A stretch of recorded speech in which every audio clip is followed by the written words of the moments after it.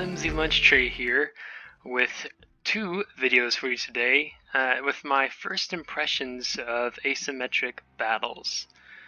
So this is my first time playing Asymmetric Battles, which was actually yesterday. On Sunday was my first time trying this out, and yeah, it's interesting. I've seen a lot of comments on this from a couple different Discord channels I've been in, on the Facebook group I'm in, some positive reaction, some negative reaction, saying that the lower tier team gets slaughtered, the lower tier team does fantastic and slaughters the upper tier, to the upper tier being terrible, to the upper tier being the best way to go.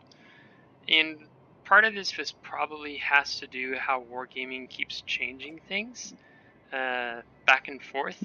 As you can see in my message when I typed, it said, why is there 7 higher tiered ships? Because my impression was that there's only supposed to be 5 on the upper tiered team. And like I said, that's because wargaming has been changing this around back and forth. With the amount of how many ships will be on the lower tier team, how many ships will be on the upper tier team. They've been playing with this, they've been changing how much it costs for tokens to play different ships depending on tier, whether it's 5, 6, 7, or 8.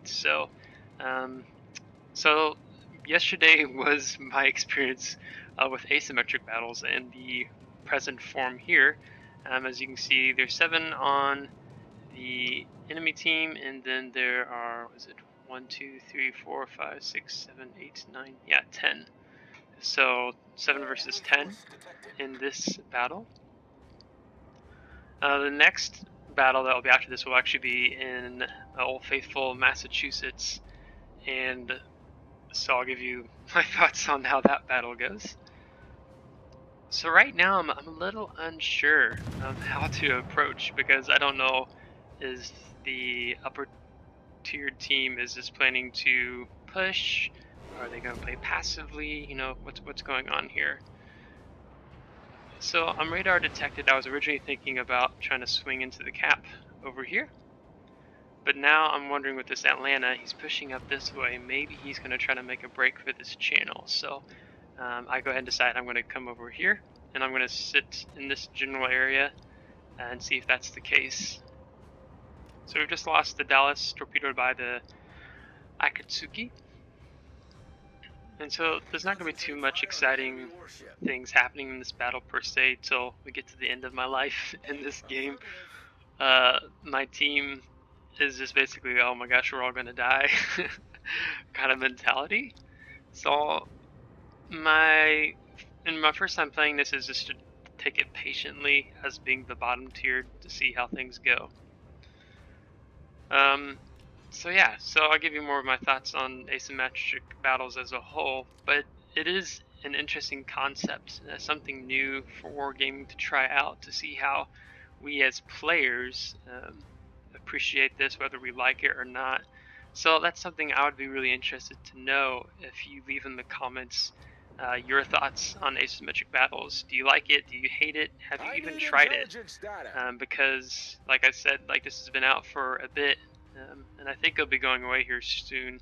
And I just finally tried it yesterday, and I thought it was, an overall experience. I thought it was okay. It was something different.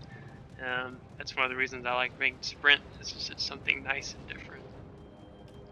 And then going to this, kind of being the underdog and seeing how can you make a difference in this battle. So I've decided I'm going to go ahead and push it into the cap, being radared again when we radar the Akatsuki. The Mutsuki, the Tier 5 Japanese destroyer I'm in, has terrible guns. It's a torpedo Tier 5 ship. She only has 2 guns with, a 5-second reload. Torpedoes astern.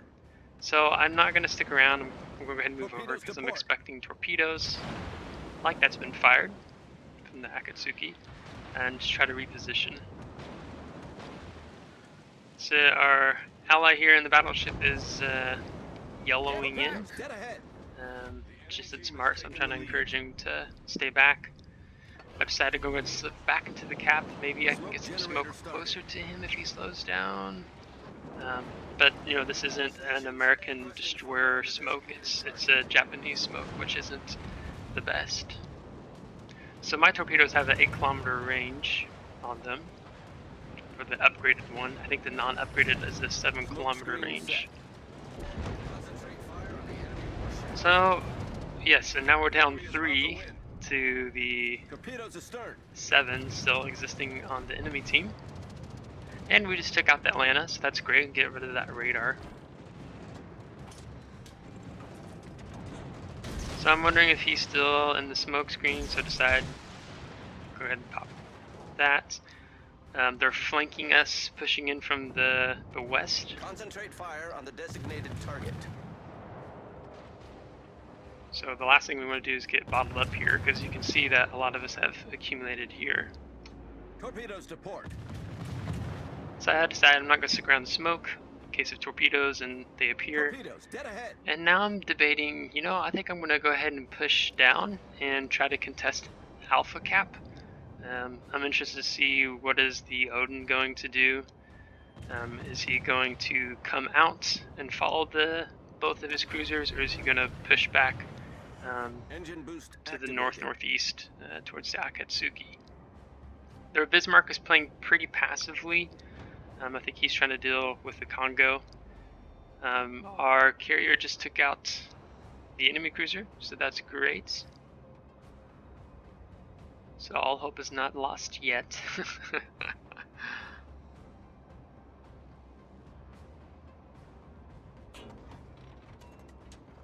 So when I get up here, I decide I don't want to immediately push into cap since he's sitting in it. I don't want to just, I'd rather him exit the cap before I enter. And then that's when I get hydroed. So my sneak attack of what I was going to do doesn't work out. And now I see that Akatsuki is pushing down towards the Odin. So now I've decided it's best for me to get out of hydro range as soon as possible so the Miyoko doesn't start opening fire on me, because smoke's not going to save me because of hydro. And then not shooting the torpedoes because I know they'll just get hydro and picked up by the Odin. And then they have a relatively quick reload, so I think I do end up dumping some here. Yeah. So our Bayern has turned back to deal with the Miyoko, so that's good. And our Congo just took out the Lexington, which is fantastic to get rid of those Tier VIII aircraft. So decide I want to go a little wide before I push back into the cap, just in case that Akatsuki just yellow rushes out around the corner. And that's when I see, oh, he's just ditched and gone back to B, so he's not going to push. So I decide now I'm going to push in and take Alpha Cap, and I'm seeing that the Bismarck is moving up. So right now, Engine boost deactivated. as a team, we're doing all right, but things can change quickly in this mode. Granted, we're still almost 200 points behind. I let my team know I'm going for the cap and typoed and put capo. So we just lost a Costa. Team has taken the lead. So that's not good. And I don't want to push out around the corner here. I want to just fit right in here and not expose myself to the Bismarck in case he pushes in. I'm being conscious of what the Miyoko is doing, as I know that the Bayern is probably still engaging him. Seeing how's he moving. And I want to take this cap before I do anything, and I don't want to smoke up here either because I don't want them to know which side of the cap am I on. Because I was last spotted here, so am I right here? That's what I'm hoping they're thinking. So I'm seeing what he's doing, looking over my shoulder to see what the Miyoko is doing.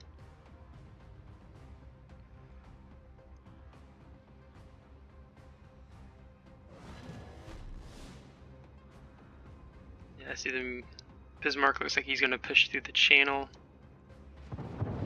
I decided back up a little bit, and then that's when the Baron goes down, and I see the Myoko is looking like he's going to push in. So at this point, I've decided that I need to move. I need to go in one direction, and I'd rather take on the Bismarck, to be honest, than deal with the Myoko. So I decided to YOLO and go for it. His health's not that bad. I'm pretty confident I can take care of him, but I'm trying to pay attention to see what he does, not just rush firing the torps immediately. Granted, my health is being shaved off pretty quick, and it looks like he's going to turn away from me, turn in to the right, so I account for that with the torpedoes. And get destroyed, but at least take him with me. And as a whole, our team is not doing well.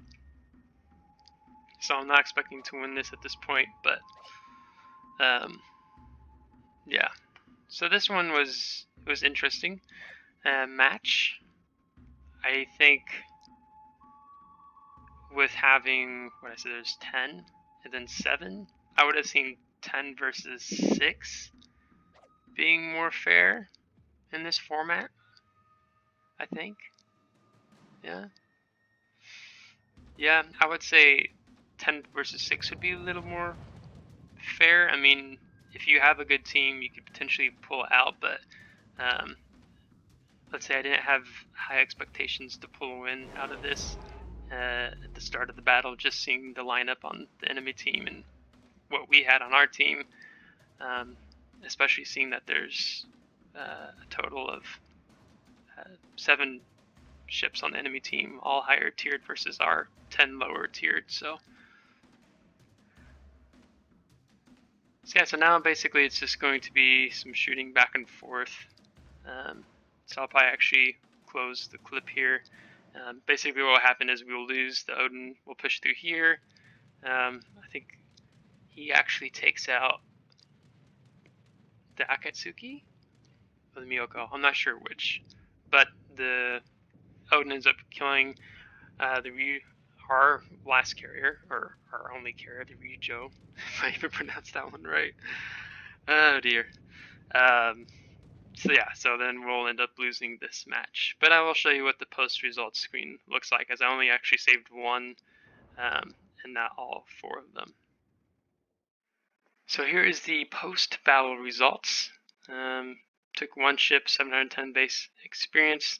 The Congo did a really great job. I think we did as much as what we could given the situation. So yeah, I mean the fact, oh yeah, okay, so they didn't take any other enemy ships with them. So the fact that they still had 3 left after destroying 10 of us. Yeah, I mean player skill has to be taken into account, but I think it was, if you're gonna have 10 lower tiered, I think it needs to be no more than 6 at least for the upper tiered ships. So yeah, so now let's take you to the battle in my Massachusetts. So here we are in the Massachusetts, and immediately I'm looking to see what is the lineup. We have 6 on our team. The lower tier have 1, 2, 3, 4, 5, 6, 7, 8, 9. So it's 6-9. So interesting. I think if it's going to be 6 on the upper tier, then there needs to probably at least be 10 on the lower team. And I've taken my Massachusetts after my experience with the last battle in the Mutsuki, just because I really do great in the Massachusetts. She's really is a ship that fits my play style, and with having the secondary build, and I don't take. Do I? No, I do not take IHFE. Like I have BFT, AFT, manual secondary. Yeah, that's the secondary build that I did. I didn't go all out with the IHFE. And I know with the secondary armaments, I can do pretty good damage to the lower tier ships. And so I started asking the team, are we sticking together as one group, or do we need to divide up? Because I've seen, I think I saw one of the community contributors playing, and they talked about the importance of sticking together as a group. And our Mayhem is going towards, well, center right now, but he'll end up going for Charlie.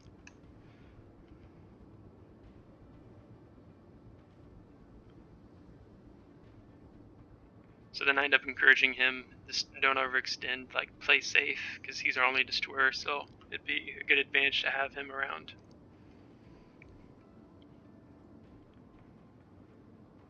And so they have 4 destroyers on their team, which is something to take into account, especially since we in the battleships will be detected before they will.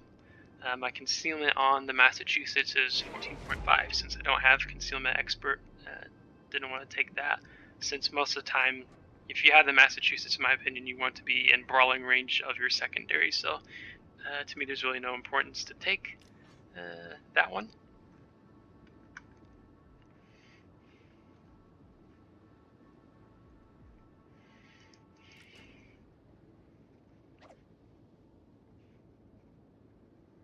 So I haven't spotted any of them. We've taken B, they've taken A. That's when I get detected, and we're about to take C. So since I was a little behind here, I thought about turning in and going up, but I decided instead that I want to see what are my teammates doing and just play off them, as I don't want to push out if they're not going to push out. Our Fiji already smokes up. I don't know if that was the case of the Fat Fingers or what exactly he was thinking. So I'll take a blind shot here. And so far it's starting off really slow.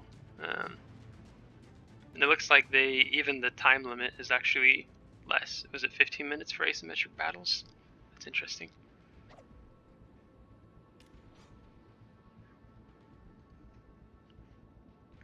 So I asked my team, like, hey, are we pushing, or are we not? Are we just going to play passively? Because I want to get a feel for them, what they're thinking, before making any rash decisions on my own. Stations. Protect that target. I mean, it's not great now that our Mayhan is there alone, and there's a DD pushing him. Attention. So I set my secondaries here, hoping can we take care of him here. Ideally, I wouldn't have had the HE loaded, but armor piercing is what I had, as I'm really wanting to blap a battleship as soon as the opportunity presents itself. I do have expert loader on the Massachusetts. I think that's a great option. So I have 15 seconds for the torpedoes dead ahead. For the loadout. So there's the war spite. Get back. I'm encouraging our Mayhan to get back. It's not safe for him to stay there. He needs to get out. Requesting support. So I've decided, we can't just sit back here and hide. So I'm kind of encouraging my team, asking like, hey, can we get some support?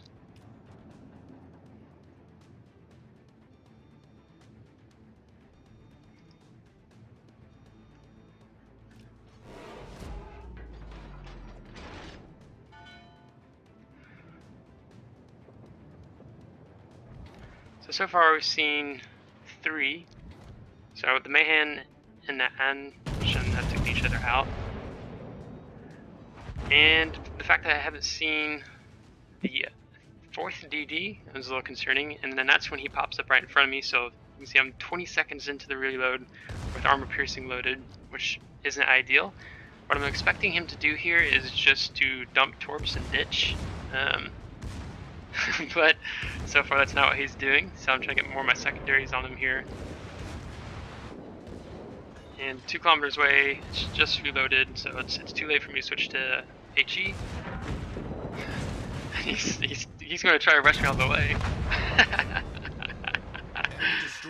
I'm not sure what he was thinking there, but I had the backup option of ramming him, as I'm pretty sure I had the ram flag mounted, so it would have done a little less damage to me, but because I didn't want him getting on my side. So here again is when the enemy destroyer has popped up again. The ship is on fire. I'm just trying to watch this flank. Looks like our Colorado may have been going back to help the Mayhan. So far, things are going well. I mean, they had the 2 cap advantage, we had the 1 cap advantage. And I didn't want to put out this fire because I was interested to see maybe some torpedoes coming my way, but I probably could have used it on hindsight now. So I want to try to focus efforts on this New Mexico. I'm falling back with my team because there's no reason for me to overextend right now.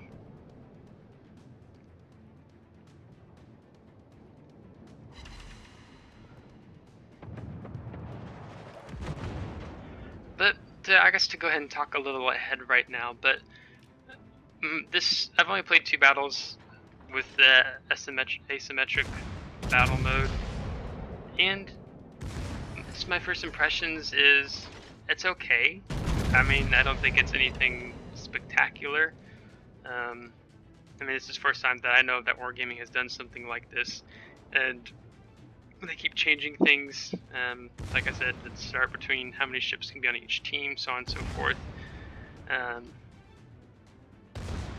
But it's all right. I mean, I didn't find anything that just really stood out and captured my attention. I mean, I think if you're the lower tier team, like if you're a good player, like there's a potential to carry because. So I think a lot of times it's said, I think even like Flamu, if I'm best talk about it, it's you versus 23.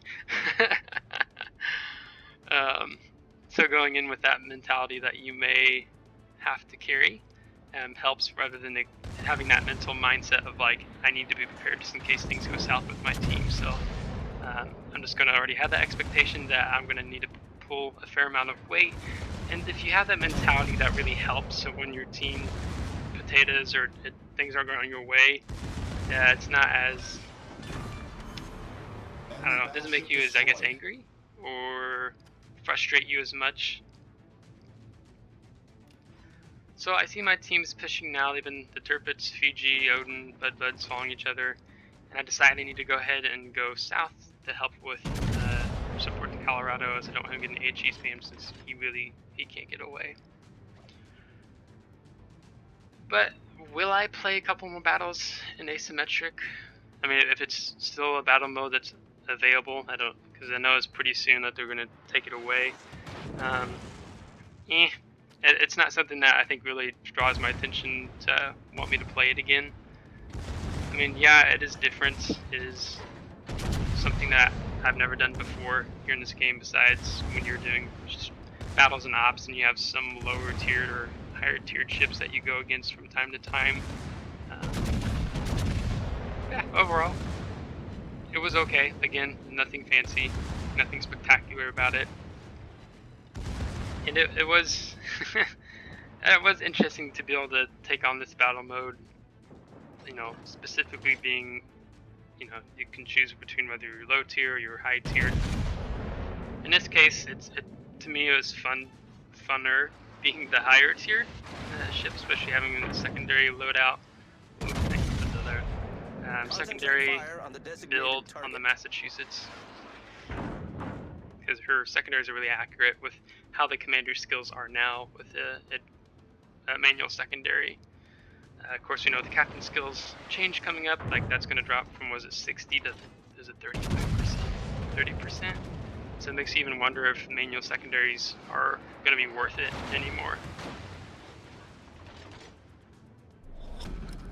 Battle ends in 5 minutes. So it'd probably help if I played some more battles to give more thought process, but I just really wanted to share my first impressions of how I felt this game mode is. I kind of have some thoughts on Wargaming as a whole, which I think will be a video coming out. It might come out later this week, but it's probably more likely next week. Or honestly, in my opinion, I think Wargaming's just, they're doing too much. There's these different battle modes they're doing. We're in the midst of doing the submarines. They're putting out ships faster than test ships, faster than what me as a player who plays pretty much almost every day. Then I'm always wondering, I'm like, oh, what is this news for? What is this new cruiser? Is it, you know, does it have radar? Does it have torpedoes? So I think Wargaming is just doing too much, and that Wargaming needs to take a break. and just focus on fixing the balancing, the matchmaking. Focus on doing those things first before they just keep pumping all these things. Of course, the more new ships they pump out, so on and so forth, the more potential they have of making money, which is probably also debatable with the commander captain skill changes. That's more of a money making opportunity for them. So there's always, wargaming always has a bottom line. If we do this, how is it going to benefit us? I mean, it's like any business. You want to try to please your player base. Yeah, so let's go to post-battle results. I mean, of course, you want to try to please your player base, your customers as a whole, while also making a profit. But, you know, I'm wondering, how well is wargaming actually doing with pleasing the player base? So look for a video coming out in the next week or two, more on that topic. Again, as a whole, with Asymmetric Battles, is like, it's something new, it's something different. I mean, it was good that they included Asymmetric Battles with, was it the new campaign mode that came out, or was it the Dockyard? I can't remember which. So it made it more of a benefit of playing, because I think when Asymmetric Battles first came out, there wasn't as many players playing this battle mode as Wargaming thought there would be. So they tried to make it more as an incentive for players to play, like how they kept changing the battle tokens. I think they made it cheaper at first, like it was a 500. It was depending on the ship, the upper tier. Then it went from like 450 to 400 and back to 450, because that's how much it costs in battle tokens to take the Massachusetts out. So yeah, it's okay. It's something else to try. I mean, I always look. I mean, I really enjoyed the Halloween event last year that they had in World of Warships for the difference. I don't know how I want to phrase that, but I personally I enjoyed the Halloween event last year. Some people were like, but I thought it was good. That was when I first started playing, was October of last year. So yeah, I mean, we'll see if this sticks. If Wargaming decides that periodically they'll bring this back here and there. Personally, I don't care. I more enjoy being in ops, testing out new ships and so forth in co-op that I'm currently working on, to playing in random most of the time. So yeah, so first impressions, asymmetric battles, it's okay. Nothing special, nothing fancy. So we'll see what Wargaming does with it in the future, now that it's soon to wrap up. So if you enjoyed today's video, please leave a like, comment on your thoughts. Again, did you play Asymmetric Battles? Did you enjoy it? Did you hate it? And if you didn't play it, why so? But until next time, see you and take care.